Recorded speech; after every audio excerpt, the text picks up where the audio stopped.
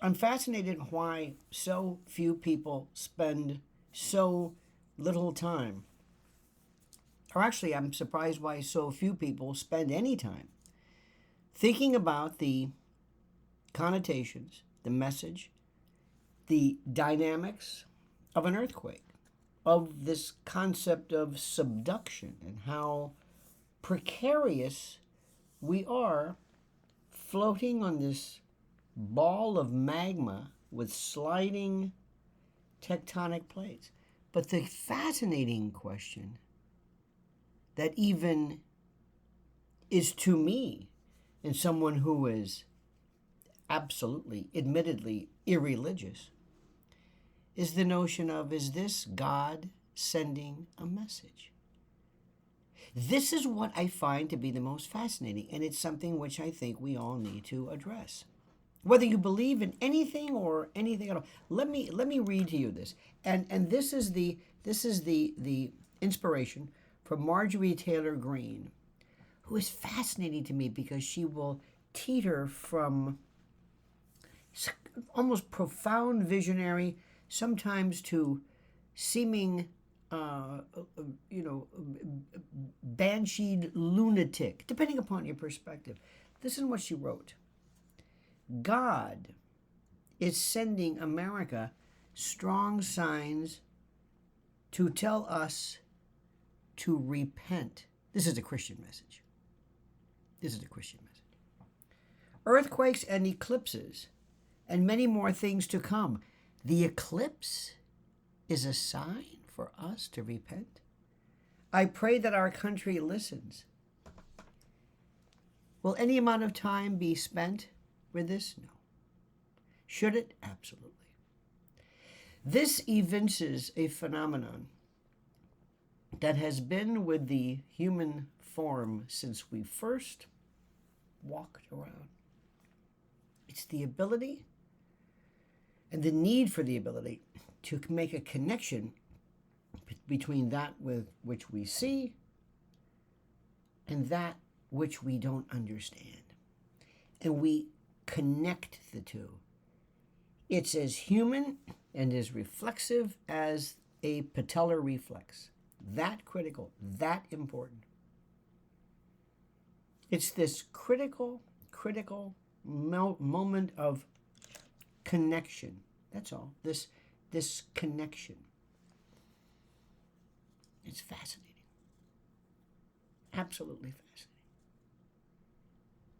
And when you see this, there are a lot of faiths and religion that don't understand the notion of repent, original sin, the notion of you have sinned, though sometimes there is. So this is obviously a Christian point of view. You can ask yourself, do you think it in any way imposes a presumption on the rest of the world as though they would understand what a Christian point of view is, or does it even matter?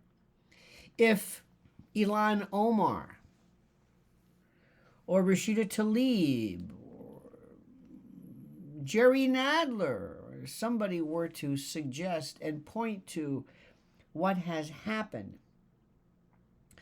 as something referenced in Mohammedan faith or something Talmudic or Abrahamic or what have you, a lot of folks would say, wait a minute, aren't you presumptuous? Aren't we a Christian nation? Well, not necessarily. No, we're not. Especially due to the Treaty of Tripoli. But it's fascinating. And while I don't chide or object to this, I don't say anybody's right or wrong. I'm not saying that at all. What I'm saying, and what fascinates me more than anything, is how we always want to put something to it. We are in the year 2024, acting as though we are still looking at fire in the sky, attributing it to the days of Norse mythology and Greek and Roman and gods and Ares, and I mean just it is so human. And for God to say, that didn't do anything. You had a little earthquake and an aftershock. What does that mean? Repent? Is that the way God chose? In 1960, in Chile, that 9.5 world historical record, that might have made more sense. Do you know what a 10 magnitude would be? A 10? It would be unbelievable. Don't let that phone bother you. I'm not getting it. And by the way, I won't tell him you're here. But this is something which is the most interesting of all. And I say it right now. I am a person who is fascinated by everything. And I mean that. From current technology to the way we think politically, the way we think, especially en masse. I love our behavior. I love our superstitions. I love the way we think. And I love the way we don't ever question anything. And when this happened, when this earthquake happened, at 10:23 on April the 5th, 4/5, I immediately was pulled to just spend the day researching and listening and learning and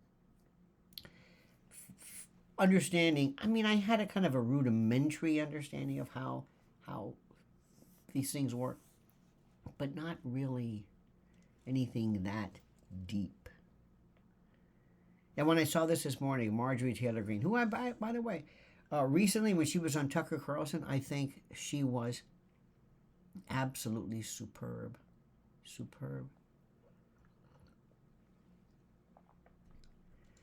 And then there are some other times when she says things which, it might be for various reasons, but in my humble opinion, I don't think she's at all insane or anything, but she says things that are rather pedestrian. Sometimes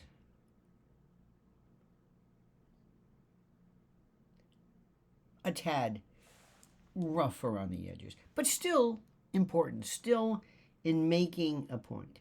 You know that politics is theater. And that theater is improv, and there is no script, and there's no direction. And sometimes incredible moments of scintillating poignancy are made, and other times it's just throwaway. So think about this. Do you believe God is asking us to repent?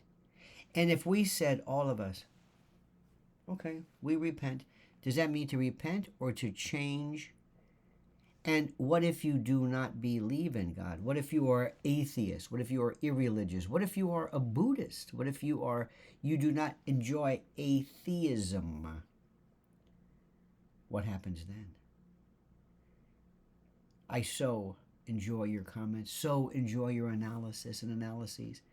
Please, my friend, please like this video. Please, of course, subscribe to our humble channel.